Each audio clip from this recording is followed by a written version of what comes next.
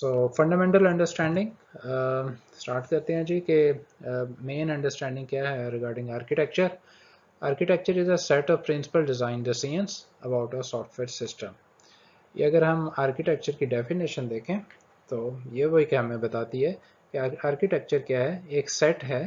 किस चीज़ का सेट है? Principle design decisions. Main design decision का एक सेट है about what? About a software system. किसी भी सॉफ्टवेयर सिस्टम के बारे में, कोई भी सॉफ्टवेयर सिस्टम जिसकी भी हम बात कर रहे हैं उसका हम आर्किटेक्चर को अगर जानना चाहेंगे वो एक्चुअली होता है क्या, तो वी कैन से कि architecture is a set of principle design decision about a software system. कि जो भी सॉफ्टवेयर सिस्टम जिसकी हम बात कर रहे हैं उसके प्रिंसिपल डिज़ाइन डिसीजन का जो सेट है वो आर्किटेक्चर कहलाता है. जहाँ तक सेट की बात है, आई एम श्योर आपने कैलकुलस में ये ऑलरेडी पढ़ चुके होंगे, मैट्रिक में अपने ओ लेवल या ए लेवल में, और इनफैक्ट अपने बैचलर्स में जो अपना कैलकुलस पढ़ा है उसमें भी सेट थ्योरी के बारे में आई am sure you have much idea कि ये होता क्या. जहाँ तक बात डिज़ाइन डिसीजन की है कि डिज़ाइन डिसीजन क्या होते हैं उसके बारे में इंशाल्लाह हम कमिंग स्लाइड में देखेंगे कि what do we actually mean by design decisions. So we can hold on to it for a moment. Three fundamental understanding about software architecture. जहाँ तक अंडरस्टैंडिंग की बात है फर्दर, आर्किटेक्चर की तीन फंडामेंटल अंडरस्टैंडिंग है. वो देखते हैं कि वो क्या होती हैं. Every application has an architecture. Her software application का कोई ना कोई आर्किटेक्चर लाजमी होगा. Right, every application has an architecture. Her software application का आर्किटेक्चर लाजमी होगा. Number two, every application has at least one architect. Her software application का कम से कम एक आर्किटेक्ट लाजमी होगा. राइट, एक से ज़्यादा भी हो सकते हैं लेकिन depending on size of the application, लेकिन कम से कम एक आर्किटेक्ट उसका लाजमी लाजमी होगा. And number three, architecture is not phase of development. Architecture जो है वो डेवलपमेंट के फेज का नाम नहीं है. राइट, ना ही ये अगर हम SDLC को कंसिडर करें which is software development life cycle, so with in SDLC किसी भी फेज का नाम जो है वो आर्किटेक्चर नहीं है. पहली बात. दूसरी बात यह है कि आर्किटेक्चर डेवलपमेंट है वो कोडिंग या कंस्ट्रक्शन का भी हिस्सा नहीं है एक्सप्लिसिटली. ठीक है, एक्सप्लिसिटली जो कोडिंग का फेज है SDLC में उसमें हम कोड ही लिखते हैं, उसमें हम एज सच आर्किटेक्चर डिज़ाइन नहीं करते बाय डेफिनेशन. हाँ, अगर कोई कंपनी ऐसा करती है या कोई इंडिविजुअल या ग्रुप ऑफ स्टूडेंट ऐसा करता है then it is their own will. ये उनकी अपनी ख्वाहिश है, उनका अपना तरीका है. एज सच जो है ना थ्योरेटिकली ये चीज़ जो है वो पॉसिबल नहीं है. तो तीन फंडामेंटल अंडरस्टैंडिंग है. Every application has an architecture. Her application का जो है एक आर्किटेक्चर होगा. Every application has at least one architect. Her application का कम से कम एक कोई ना कोई आर्किटेक्ट होगा. And architecture is not phase of development. Architecture वो डेवलपमेंट का फेज नहीं है, SDLC का भी हिस्सा नहीं है, और सॉफ्टवेयर कंस्ट्रक्शन या कोडिंग का भी हिस्सा नहीं है. अभी हमने बात डिज़ाइन डिसीजन की पिछले स्लाइड में कि architecture is a set of principle design decision about a software system application. तो अब हम देखते हैं कि डिज़ाइन डिसीजन होते क्या हैं. So by definition, design decision encompass every aspect of system under development. Design decision होते क्या हैं जी कि हर सिस्टम जिसकी हम बात कर रहे हैं या जो हम बनाने जा रहे हैं उसके हर पहलू का अहाता करते हैं. encompass का लफ्ज़ी मतलब क्या है? उनका अहाता करना. उस सिस्टम जो हम बनाने जा रहे हैं डिज़ाइन डिसीजन उसके हर पहलू का अहाता करते हैं. Now the question is कि वो कौन कौन से एस्पेक्ट हैं जिनका डिज़ाइन डिसीजन अहाता करते हैं. वो हमने सब बुलेट्स में लिखे हुए हैं. Number one, system structure.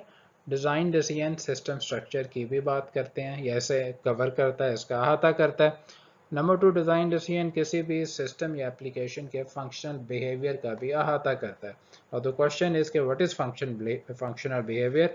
Functional behaviour से मुराद किसी भी एप्लीकेशन या सॉफ्टवेयर सिस्टम जिसकी भी हम बात कर रहे हैं उसकी रन टाइम फंक्शनैलिटी, कि रन टाइम पे वो क्या फंक्शनैलिटी एग्जिबिट करता है, उसे हम फंक्शनल बिहेवियर कहते हैं.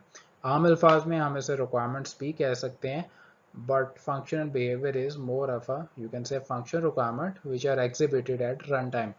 Interaction.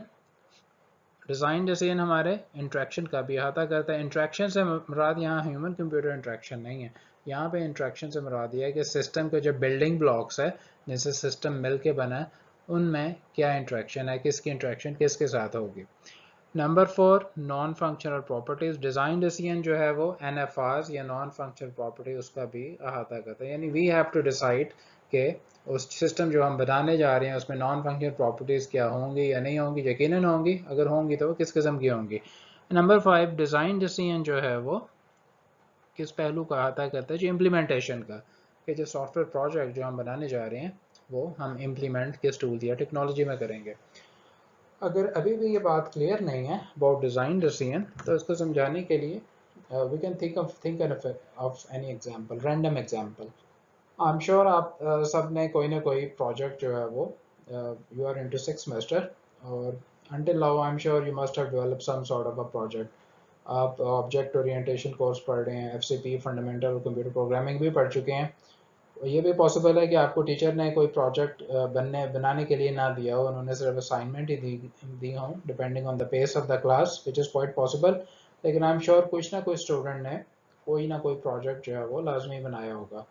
सो लेट्स से कि आप में से एक ग्रुप ऑफ स्टूडेंट उन्होंने अपने प्रोग्रामिंग के कोर्स में दे थॉट के let's make a reservation system. ठीक है जी, रिजर्वेशन सिस्टम को भी टिकट रिजर्वेशन सिस्टम। अब what thing I'm sure is कि if you decided to develop a ticket reservation system, आपने straight away जो है वो development start नहीं की होगी, right? हो सकता है straight away development start कर दी हो, लेकिन if you did that, that was not a very good practice, right? So let's assume you all, let's say you were 3 in a group and you all sat together, right? And you started discussing the project. You started having a technical discussion और आपने ये सोचा कि let's say हमने ticket reservation का system बनाना है, तो possibly उसमें कितने हमारे ऑब्जेक्ट होंगे।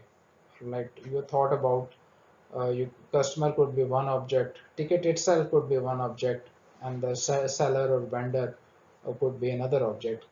So it means you decided, you came up with 3 objects. ठीक है कि जो हम जब हम उसे कोड करेंगे हम उसकी 3 क्लासेस बनाएंगे। So when you decided on the objects, number of object, you actually decided on the system structure. आप system structure की बात कर रहे हैं, right? Then you went into more detail और आपने ये कहा कि let's say हम बना तो रहे हैं लेकिन उसकी functionality क्या होगी। आपने कहा जी उसकी functionality ये होगी कि सबसे पहले जो परचेजर है, टिकट खरीदने वाला एक कस्टमर है, वो अपने आप को रजिस्टर करेगा, उसके बाद वो सर्च करेगा और उसके बाद जो भी उसे टाइम या जो है वो बस का या ट्रेन का उसे टाइम सूट करता है वो उसको परचेज करेगा, उसे क्लिक करेगा, उसके बाद पेमेंट करेगा and so and so. So when you were actually deciding the requirements, you were actually discussing the functional behavior, right? And then you go into slightly more detail और आपने कहा कि स्ट्रक्चरल एलिमेंट हमने सोच तो लिए हैं, जैसे अभी हमने पहले पॉइंट पे बात की कि 3 तरह के हमने कहा उसके एलिमेंट्स होंगे और वो एलिमेंट क्या हैं जी। हमने कहा जी कि एक परचेजर है या कस्टमर है, एक टिकट इटसेल्फ है और थर्ड वन इज सेलर। तो आपने ये डिसाइड भी करना है कि इन तीनों जो ऑब्जेक्ट्स हैं क्या इन सबका आपस में इंट्रैक्शन होगा या नहीं होगा। यकीनन in this case we actually need the interaction.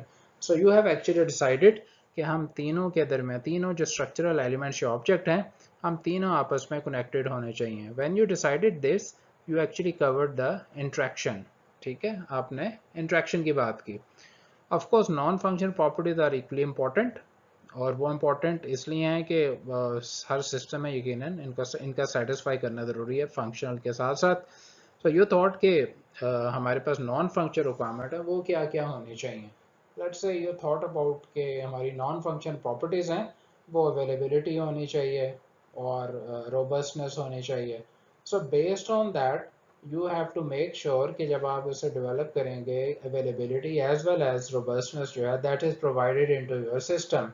So when you decided on any type of non-functional property, actually you were discussing the non-functional aspect. ठीक है, अभी हम ऊपर बात कर रहे हैं ना aspect क्या होता है, तो we were actually discussing or we were actually deciding on the non-functional aspect of the system under development. And the last one is implementation. बाकी सारे aspect को सोचने के बाद हमने जब हम ये डिसाइड करेंगे कि एक्चुअली ठीक है ये हमें ये पता चल गया कि हमने ये बनाना है, किस तरह बनाना है, when we will decide on the suitable tools and technology कि हमने लेट्स से इसे जावा में बनाना है, C++ में बनाना है, हमने डेटाबेस कौन सी यूज़ करनी है, when we are doing this, we are actually discussing or talking about the implementation aspect of the system under development. I hope this is clear until now. एक और चीज़ जो important है वो ये कि design decision का level of detail क्या होना चाहिए, right? This is also very important. It all depends on the project, right? And the context जिसकी हम बात कर रहे हैं, हम project की बात कर रहे हैं. It also depends on the over skill level, over knowledge of the domain, right? Of course, जितना हमारा knowledge of the domain कम होगा उतना ही हमारे design decision वो high abstraction level पे होंगे, और जितना ही ज़्यादा हमारा नॉलेज ऑफ डोमेन ज़्यादा होगा हमारे डिज़ाइन डिसीजन का एब्स्ट्रैक्शन लेवल उतना ही लो होगा, यानी उतनी ही ज़्यादा हम डिटेल के साथ इन्हें जो है इन एस्पेक्ट को हम डिस्कस कर सकते हैं, हम इसे राइट डाउन कर सकते हैं. नो द क्वेश्चन इज, जैसे अभी हमने बात की उससे क्वेश्चन ये रेज होता है कि डिज़ाइन डिसीजन जो है क्या हम उसे लिखते हैं या सिर्फ हम ये ज़ुबानी ही बात है. तो यकीनन इसे हर चीज़ को जो भी यूज़फुल है उसे लिखना ज़्यादा बेहतर है, और अगर हम इसे लिखेंगे तो यकीनन वो हमारे लिए ज़्यादा फ्रूटफुल होगा, हम इसे बाद में रेफरेंस भी कर सकते हैं. और डिज़ाइन डिसीजन ये समझ लें कि हमारी डिटेल रिक्वायरमेंट का सबब भी बन सकते हैं. But this is more than requirement, right? System structure, जैसे स्ट्रक्चर क्यों ज़रूरी है? बिकॉज इवन अगर हमने घर बनाना है तो इसके घर के भी बिल्डिंग ब्लॉक है ना, तो सिस्टम कैसा होगा, कितनी स्टोरी होगी, उसमें कितने कमरे होंगे, यकीनन ये स्ट्रक्चर की बात है. इसी तरह सॉफ्टवेयर का स्ट्रक्चर क्या है कि उसके नंबर ऑफ ऑब्जेक्ट्स कितने हैं, फंक्शनल बिहेवियर वो क्या क्या रिक्वायरमेंट वो एग्जिबिट करेगा अगेंस्ट सर्टन कंडीशन या ट्रिगर, वो भी ज़रूरी है डिसाइड करना.